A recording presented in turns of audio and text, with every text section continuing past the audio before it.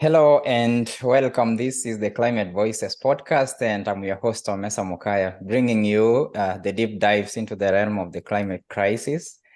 This podcast is an open platform through which we break silos and lead climate action one conversation at a time. We bring together scientists, policymakers, climate activists, and community practitioners to share their positive stories and inspire climate action through demystifying the climate science with the aim of addressing the climate communication barriers that are involved in climate action. Sometimes our well-intentioned efforts to combat climate change end up doing more harm than good, and it becomes a tough nut to crack as adaptation strategies literally backfire. So we call this concept maladaptation. And in this episode of the Climate Voices podcast, we are joined by an expert who's going to help us navigate through this concept and learn more about how to move beyond maladaptation. So welcome to the show, Professor Lisa Schipper. Thank you so much. Thank you for having me. Yeah, thank you. It's an absolute honor to host you on the show. So I know you are a distinguished professor the Professor of Development Geography at the University of Bonn. And I've been involved in what I consider, groundbreaking work at the IPCC, which is the Intergovernmental Panel on Climate Change. But could you briefly introduce yourself and, take us through some of the work that you've been involved in and what you're involved in at the moment? Yeah, happy to do so. I guess I started looking at climate change when I was doing my undergraduate degree in environmental science, and I became really interested in sort of the sort of different narratives and priorities that countries have to try to address different priorities, like food security and environmental protection. And I came across, as I was studying in Botswana, I came across the veterinary cordon fences that have been set up to separate the cattle from the buffalo to prevent the cattle from having foot and mouth disease. And it became really interesting to me. I became a little bit sort of anti-cattle. And then I came across an article that was about how much methane we would actually avoid if we culled all the cattle as a result of the mad cow disease. That was also a big thing at the time. And it's all these different things connected for me. And I realized that what became interesting was really how are different countries able to tackle the different priorities of development and climate change? And so I eventually realized that the most interesting place for looking at these things is through adaptation to climate change. And adaptation, because there are people who have said that it's a kind of a window of opportunity for rethinking development. And so I thought, well, if we can combine addressing climate change and also rethinking development to make sure that it's more equitable, more fair, this could be a win-win.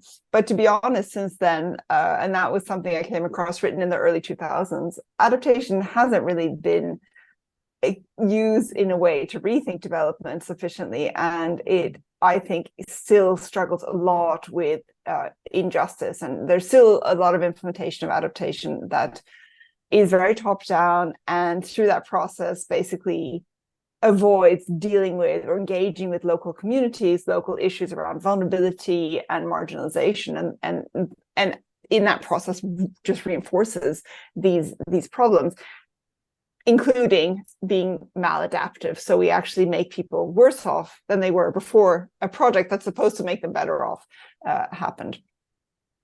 Yeah, thank you so much. That's a pretty decent intro into what you've been doing and how you got into the space. So, I mean, you have a pretty broad background, and having lived in different parts of the world addressing climate adaptation. For instance, in South and Central America, from your work, I know you've been in East and West Africa, and also in Southeast Asia.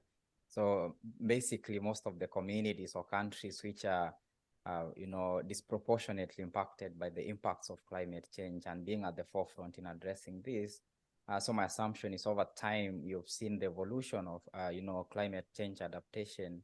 So could you briefly talk about some of the different strategies you've seen in these different countries or cities or, communities in terms of addressing the climate crisis? Yeah, well, I mean, I think what I have seen, because I have done work for more policy-facing institutions like Stockholm Environment Institute, and of course also work more in an academic context, and now, of course, at a university for the last few years, including at Oxford before that. And I think what remains somewhat frustrating, I suppose, is that we're still in this big discussion about what's development and what's adaptation. And so in many instances in the kind of work that I've done, where I've engaged with decision makers, kind of ministers and other kinds of technical people in different countries, or even, in ministries of environment, for example, or other kinds of planning ministries, and also worked very closely with development actors, development corporation funders and NGOs and so on, is that there is, on the one hand, people almost, it's a big rush to make sure that in the funding papers, it's clear this is adaptation to climate change we're funding, and this is development that we're funding. But on the ground, most people recognize that it's almost impossible to distinguish the two.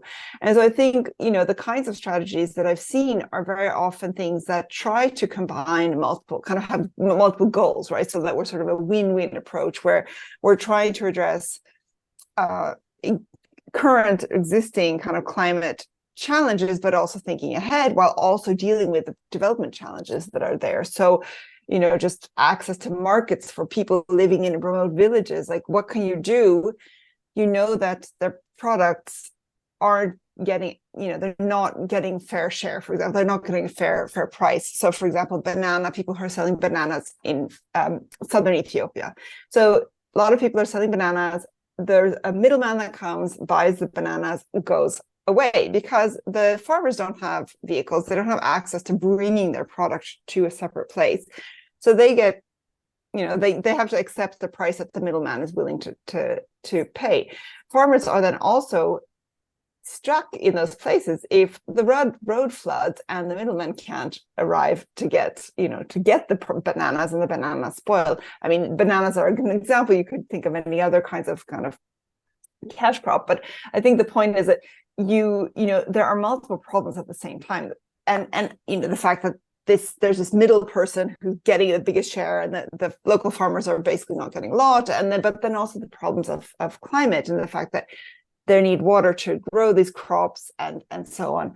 So I think a lot of efforts really try to address all of these things simultaneously. And I worked a lot in a kind of rural setting, working a lot with farmers, and often also farmers are very keen to have irrigation. A lot of the places where I've worked, it's very poor, and so people don't have them. A lot of them have been relying on rain-fed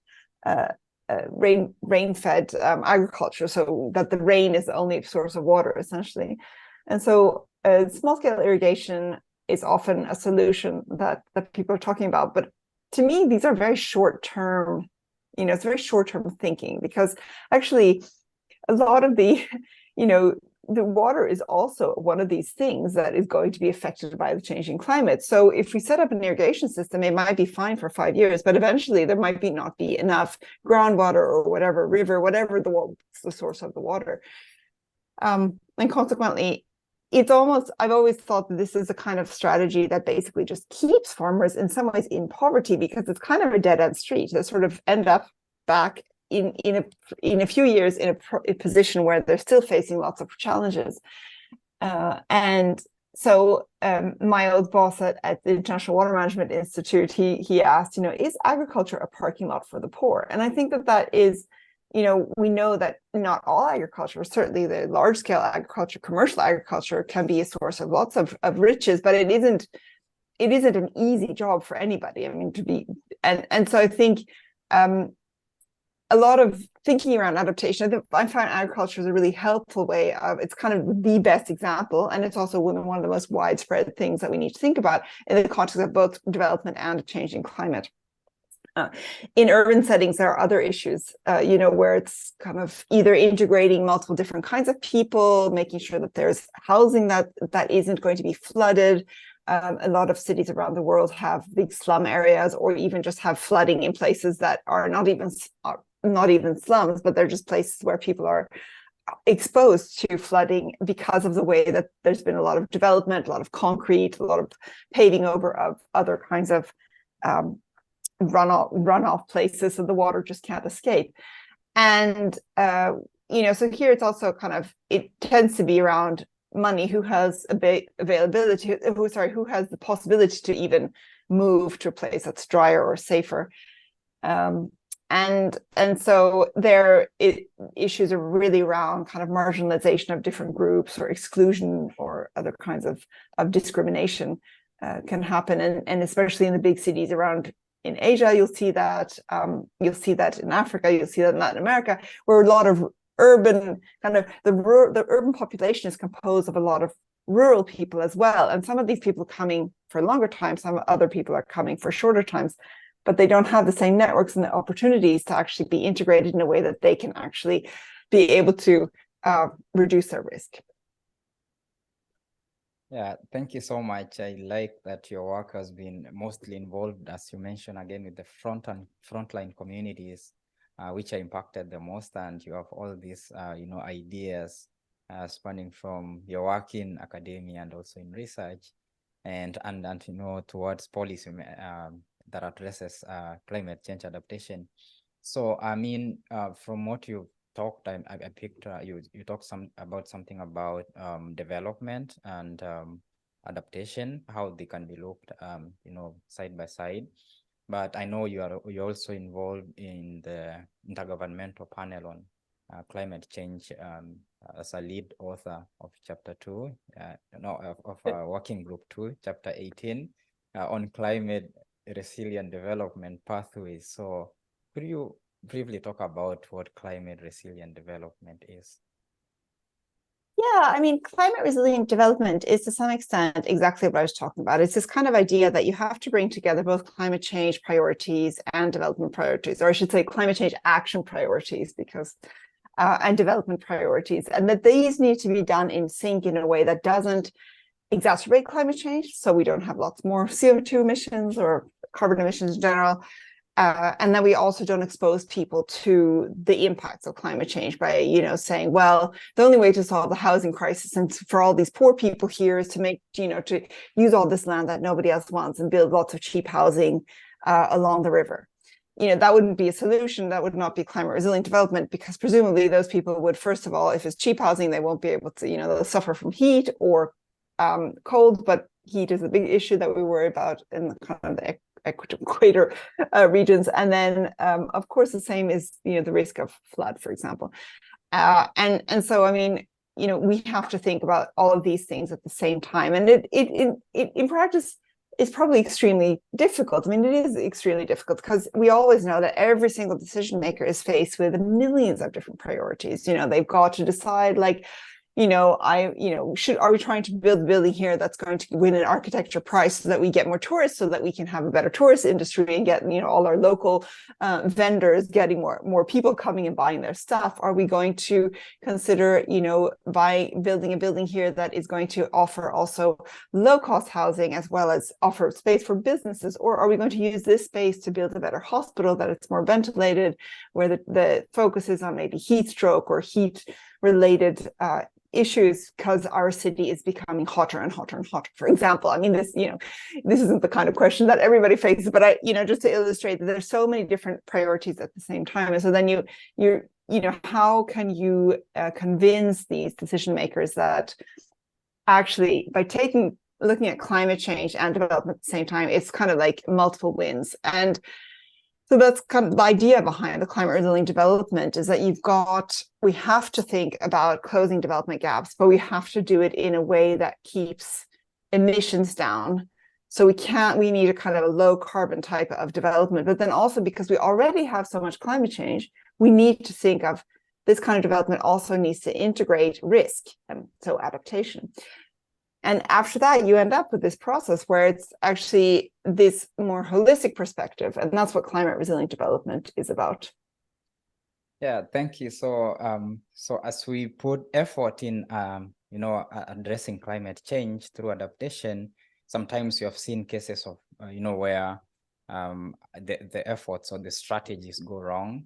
So perhaps I could be interested in knowing, and you've referred to this concept as, maladaptation, where it aggravates the climate risks that are, involved, existing at the moment, or creates, newly unintended consequences where we thought we were solving a crisis, but we end up creating an even much more worse crisis that ends up impacting the people. So could you briefly try to demystify the concept of maladaptation and what it means in the climate action arena? Yeah, I mean, maladaptation has actually been a concept that's been around for a really long time. I would say at least the last 20 years. I believe it was already defined in the IPCC's third assessment report that came in 2001. So that means, and that was based on literature that had been published already. So it's a good, has a good 2 decades on it. And the reason is that I think, it was clear that sometimes efforts to address, for example, especially flooding, especially around rivers, have shown to create kind of the wrong type of reaction. So a lot, especially infrastructural protection along rivers, has actually, rather than, making people more risk aware, it has actually encouraged people to then move right up against the river and say, hey, now this wall is here, whatever other infrastructure, and therefore I'm protected.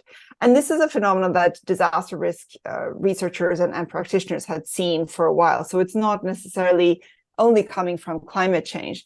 So in the 70s, we are already in the disaster risk literature, you could see people talking about this type of approach. But basically, what we notice is that more and more, when we're not planning with a good sense of what the local context is, or local priorities, or what people really want, then we end up often with a kind of strategy that, well, it might not do anything positive. It might actually make people worse off, because it could encourage behavior or situations that would marginalize people that we're trying to help even more. And we see that especially where external people are coming with funding. And that could mean, it doesn't need to mean outside the country. It could mean somebody coming from the capital, coming to, a community in a rural area. And they just don't have the understanding of what's happening at the local level. And they're not really, really interested in engaging a lot with the people, because it's so much work to build up trust and to even figure out who's going to talk, who am I going to talk to, and so on. So instead they say, okay, here we've got this project and here's the funding and we want to do this. And at the end, the people are like, well, actually, now you've made our situation worse. So this can mean like encouraging a type of behavior that means people actually leave and go away. So you kind of have brain drain, you have capacity drain. So people who are able to do certain things previously are no longer there because there's no longer opportunities for them. Or it can create institutional processes that link to behavior. So if you decide we're going to have some sort of crop insurance here, a company comes and says, okay, we're setting up crop insurance. So if your crops fail, here's the kind of payout that you get. And that makes farmers say, oh, well, okay, then actually it doesn't really matter what I do, because, all sorts of things can make this crop fail. And therefore I'm going to decide I'm not going to be so worried. I'm not going to consider so much how much rain might be coming. I'm not going to worry so much about my soil moisture and so on. I'm just going to plant. And of course, part of the problem there is that you then not only do farmers not or not behaving in a risk-averse way, but they're also then potentially breaking down the kind of social capital that they had before, where they would go to other farmers and say, hey, what do you know about the season's forecast? And, what's your experience? What do you think? What are you going to plant? And those kinds of relationships are really important for farmers to figure out, what's going on. And that conversation creates a social capital that can also be helpful in other kinds of problems, right? So there are multiple things that can happen at the same time. And the main issue with maladaptation is that we now have about 15 years of empirical examples of adaptation projects being implemented, being studied. And we see that so many of these adaptation projects are not only not working, but they're actually making people worse off because of just all of the things that I mentioned. And so donors are very concerned, and they know that they have to address this problem, and so are NGOs and so on. But one of the challenges is that these problems are failures, right? They show that the planning process was poor, the participatory engagement was poor, and so on. And often those who implement the projects don't really want to share that information. So if it's an NGO receiving funding, external funding, they don't necessarily want to go around and advertise that, oh, hey, we screwed up here, and we don't really, here's what seems to have gone wrong. So for somebody coming from outside to try to understand why is maladaptation happening, we have a limited amount of kind of knowledge that we can draw on, because it's kind of, you want to hide and not share this kind of failure information. So I think one of the first steps is to encourage organizations to share that kind of information so that we can figure out and learn a bit more and figure out if there's some way that we can prevent this from happening. Because most maladaptation is stuff that we are from projects, and we can only really see it with hindsight and say, oh, 2 years out, this project obviously was a maladaptive and made people worse off. It's very difficult to say in the middle of the project, oh, this one looks like it's going badly, because you still have time to save it, but also because, it's just, you don't have the final outcomes yet, right? So you can't really evaluate whether it's failed or not. Yeah, so thank you so much for breaking that down to what I consider an understandable language for whoever hasn't gotten an opportunity to, understand what maladaptation is. So you mentioned that sometimes even planning can lead to maladaptation, or poor planning for that matter. So I'm kind of interested in knowing why maladaptation is happening, despite you've said it goes back 15 years, where studies have been focusing on what exactly maladaptation is, but it still keeps happening. And as the climate, keeps changing and temperatures keep rising, we tend to be planning, for example, for what happens when we get to 1.5, what happens when, if, the scenario takes us to 4 degrees. So that kind of planning, and the temperatures keep rising spontaneously, and you don't know what happens next, and sometimes the actions that we put in place that we're going to do end up being maladaptive. So what are some of the these structures that are cultivating maladaptation, and why is it still thriving despite all this literature and all this knowledge about maladaptation? Yeah, I mean, I think one of the biggest reasons is that most of the funding doesn't go down to the local level. So external actors are the ones driving adaptation projects.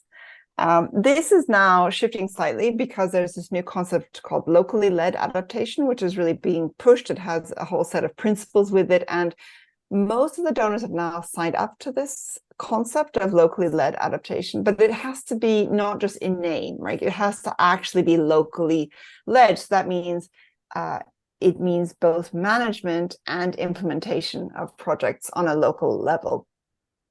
But the reason it's happening otherwise is because most of the money doesn't come on go to the local level. I mean, at the moment, there's about 1% of climate finance that goes down to the local level. So most of the money is still sitting and being managed by external actors, and they just don't have that local knowledge. Part of the problem is, I would argue, that there's certain kinds of adaptation strategies that seem to be more popular that are also more problematic. So one of the big ones is infrastructure. Everything, protecting coastal settlements, building some kind of bridge, walls, all sorts of things like that. They look good, right? Like, that's a kind of thing that a country would like to have, and also the regional development banks, like the African Development Bank and especially the Asian Development Bank, they're very keen to fund that kind of stuff because it's like big scale things.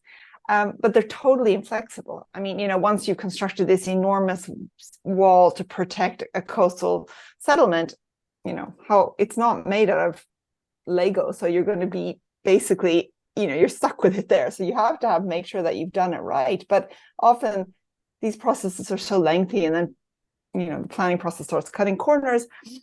But I mean, we have so many examples where actually there's been a miscalculation, and we end up, not only maybe that place itself has been protected, but the place further down the coast is actually receiving a lot more problems now. So that it shifts kind of coastal erosion further down the coastline, or it shifts all sorts of problems. The example that I tend to use over and over again is from Fiji, where a wall was built to protect a coastal settlement, and they didn't consider the fact that actually it also rains sometimes, and therefore the rainwater has to somehow drain. And so the rainwater wasn't draining back into the ocean, and they were having flooding on the inside, or, and I just think that, it's, you can't necessarily say that all infrastructural projects, adaptation projects, are bad, but so many of the maladaptation examples stem from infrastructure. So I think we could say that infrastructure projects should really consider, take a closer look. But that's mainly because it's so flexible, right? So when the other kinds of projects, I think, are when they're slightly more flexible, then it offers, opportunity to fix them a little bit easier. And, so if farmers get very, very thirsty crops, or are advised to plant something that's very, very thirsty, and there's no market for it, well, okay, the next season, or at least in a couple of seasons, you can change things. Although if it's fruit trees, for example, that takes time as well to grow. So, but I think that the most challenging thing is that some of these, what we see as maladaptation, maladaptive strategies, actually undermine opportunities for adaptation in the future. So it's not just that, oh, this was a bad outcome, but actually all the opportunities, that the chances that we have for it to be good in the future, for us to fix the problem, have been thrown out the window. So when people, I mean, on a smaller scale, you can think of farmers who sell off their livestock during drought, and then end up with no capital at all left because the drought is so prolonged, and they end up then what do? They need the cash to be able to buy food, because nothing is growing, and they don't have any animals left. And then, at the end, there's nothing, right? And so, that is a very kind of, where do the farmers go? Then they've basically driven themselves into a poverty trap of sorts. And you can think of that at different kinds of scales. So certainly the food systems or agriculture is one sector that is mostly impacted by climate change. And I'm assuming there are a couple of, maladaptive strategies or things that people put in place, but they end up backfiring. Sometimes you've seen that you mentioned corporations and industrial agriculture taking place, but for example, in the global south, agriculture is the mainstay of most economies. Like my country, agriculture is the mainstay of Kenya's economy, and I can say Africa's economy. Actually, most of the people are small-scale farmers who are actually greatly impacted by the impacts of climate change. But in the name of trying to address food insecurity, we have seen people or development funders or donors coming in with promises of addressing that through investing more into industrial farming. And one can argue that sometimes the aggravated use of agrochemicals sometimes could lead to maladaptation, because it ends up adding to more of the problems than it does solve the problems that we're trying to solve, and ends up being maladaptive. And I saw someone argue somewhere that we could also try to embrace more ecosystem-based adaptation or kind of agriculture, and the yields go down. So which actually, again, because you're trying to solve one crisis, but it impacts production, and it's not solving the problem at all. So in the agriculture system, or in trying to solve the food crisis, so maladaptation, what it's what I'm reading from this, it could go either way. So is that something that maybe you've, through your literature, I know you have written a paper on maladaptation, how when adaptation goes wrong or backfires. So is that something that you might wanna, try to talk about, whether, trying to look at the ecosystem way and trying to look at the industrial way, sometimes either way something goes wrong. Yeah, absolutely. I mean, I think, and you could also broaden it to say some efforts to try to capture carbon emissions, for example, to sequester carbon through planting forests, also have a negative impact. There's a project that from Cambodia that's quite well documented, that where there was a kind of a local forest that people were using the resources and collecting lots of different things and selling them, and that was kind of their livelihood. And then somebody decided we're going to have a big carbon sink here, and we're going to cut down this local forest, and we're going to plant acacia trees instead so that we can suck up the carbon. But it completely excluded these people the local people no longer had any access, or access maybe, but there was nothing to do there because the resources that they had been collecting before were no longer there. And certainly those kinds of project problems we see. So I would say, this is kind of then we start getting into kind of talking more about development problems, because the irony with these maladaptation, it's like I said, it's been around for a while, but it's sort of recently that everybody's really excited and concerned about it. But actually, we have maldevelopment examples going back for decades, right? And we know that so many interventions that have happened, since the 1950s, have actually been completely have just led to new problems.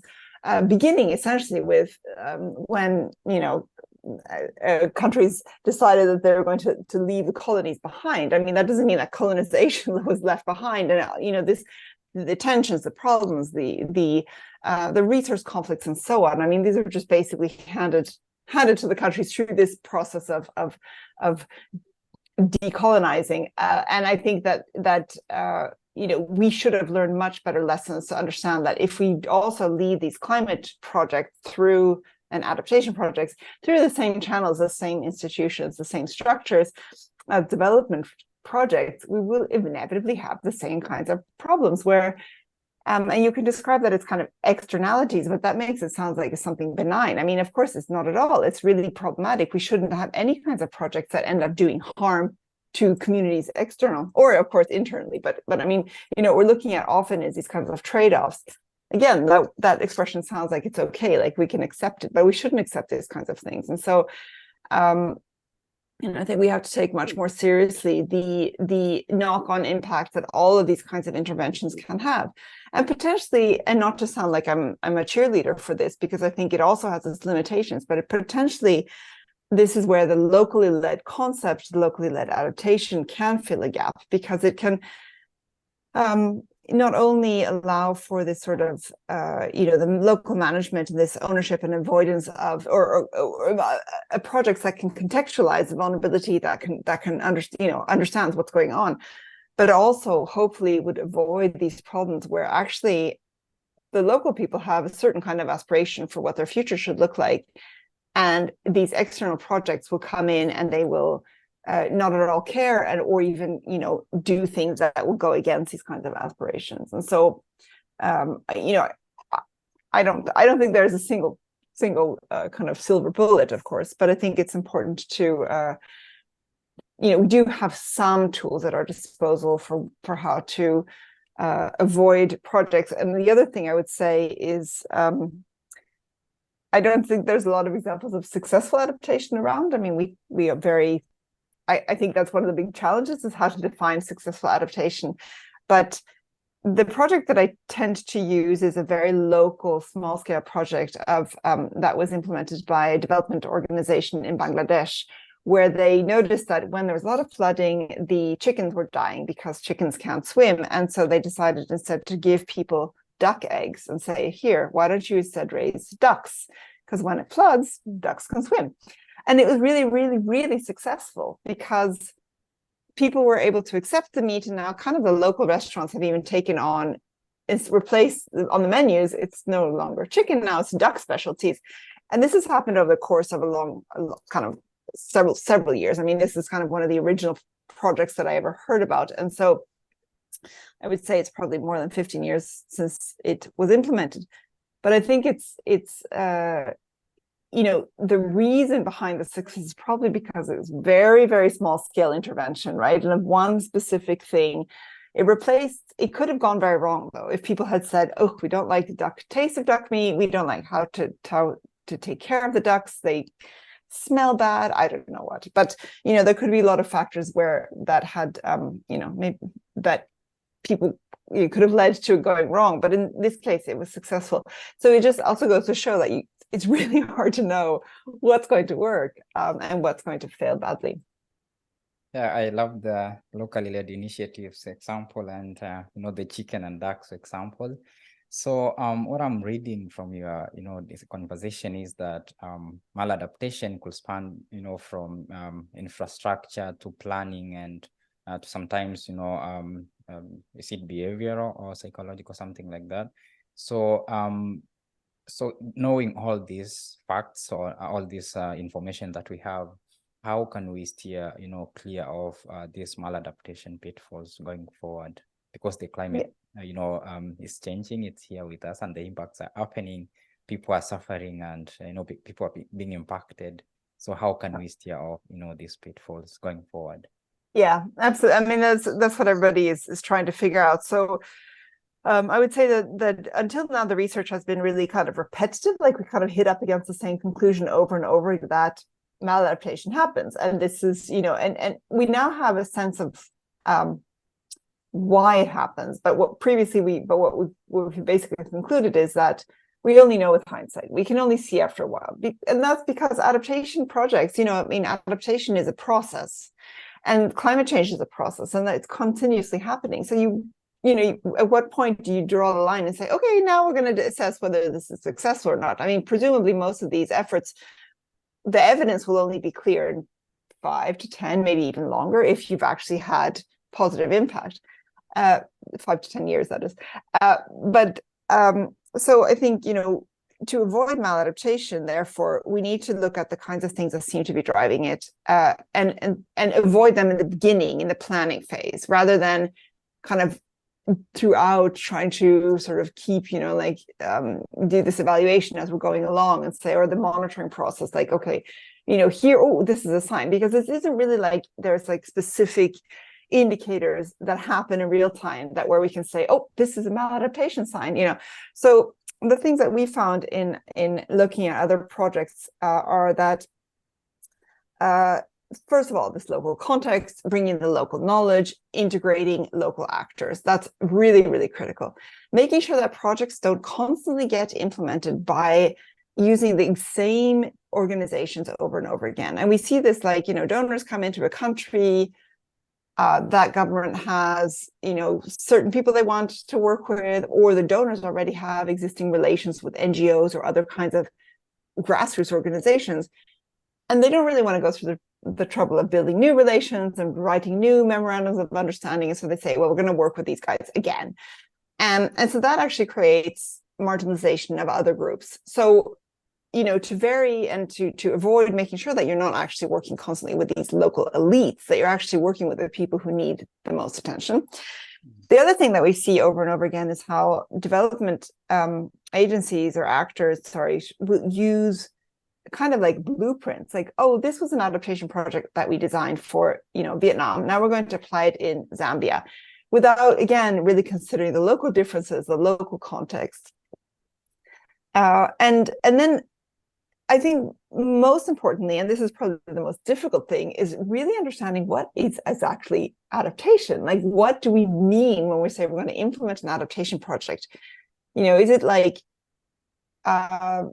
early warning systems? Is it, you know, better climate information? Is it, you know, making sure that every single household is prepared for a disaster? Is it about climate education in schools? Is it about, you know, rethinking, you know, where agriculture, the role of agriculture in a country's economy. Probably it's all of those things. So, but very often we'll see that projects will focus only on one or two, or maybe, and not really consider the breadth of adaptation. And so as a result, what the outcome is will depend on how we define it. So if we're looking for, early warning systems and say this is adaptation, we're going to set up early warning systems or risk maps everywhere around, an area. And then the way that we try to assess success is by saying, people are now less vulnerable to floods or whatever. Yeah, well, not really, because that isn't the entirety of what you need to do. So those are just small steps in this bigger puzzle of adaptation. So I think, to me, these are the kinds of things that we need to do. And especially for the last point, this is where countries are now in a big discussions, because within the context of the Paris Agreement, there is this global goal on adaptation that has to be defined. And countries are really struggling to try to figure out what exactly is adaptation in this context. So we're in a kind of an exciting moment in a way. But I think, as you said in the beginning, the time is ticking, right? And so we don't have the opportunity to sit around and wait too much. And that's also really problematic for maladaptation, because we also don't have the time really to engage and build trust and, develop the local context and so on, because, that takes time.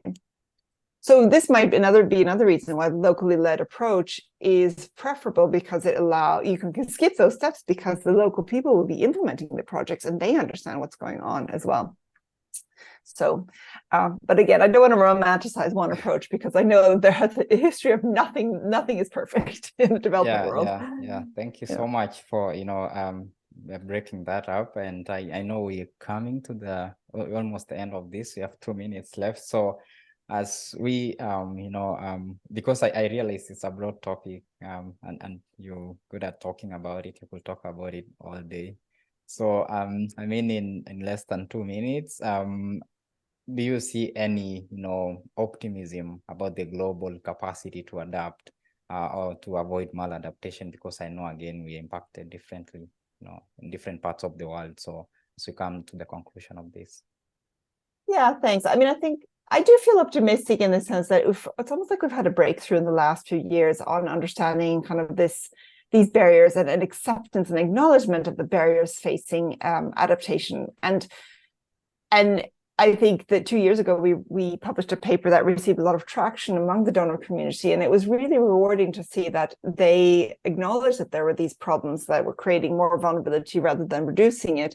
And they really want to figure out how to address them. And I should also say that, just given the number of invitations I've received by donor actors to talk about maladaptation, they're really taking this seriously. And so I think that is, for me, very, very positive. But we're in a crisis, and we know that also not only are these kind of barriers to adaptation, but we also have limits. So adaptation won't be effective once we hit 1.5 and beyond. And that's the real problem, is how do we manage to get these things going before it's too late, before people have fallen into that poverty trap, and before things are impossible to fix. And I do worry a lot about that, but to be optimistic about it, at least I think we're on the right track for addressing the problems that adaptation has been facing for the last 15, maybe 20 years. So I suppose that's the good part about it. Yeah, thank you so much. And it's been really amazing having you share your insights and thoughts about this topic that has been in the discussions, and people have been wondering what's happening and how we can do it. So I really appreciate your time, being here to share some of your insights. And I know there are a number of people will benefit from your insights on this. So do you have any closing remarks that you want to share to our listeners? I think maybe just that it's important to understand, maybe read up about the different kinds of types of adaptation. And there's a lot of really accessible literature. It's not all just academic literature. There's a lot of NGOs work on adaptation, and especially community-based adaptation. And also, if you're interested, you can find this locally led adaptation, these principles of locally led adaptation. All of this is online, and just have to Google locally led adaptation, and you should be able to find it. So I guess that's just to say, if you want to learn more, there are lots of very accessible resources out there. Yeah, thank you so much. And also I encourage everyone to go read your papers and because you have written more on these concepts. Yeah, so thank you so much for being here and for sharing this. I really appreciate it. And it was an amazing conversation. I hope we can do this sometime again soon. So thanks everyone for tuning in. This is the Climate Voices podcast, and I'm your host, Omesa Mokaya.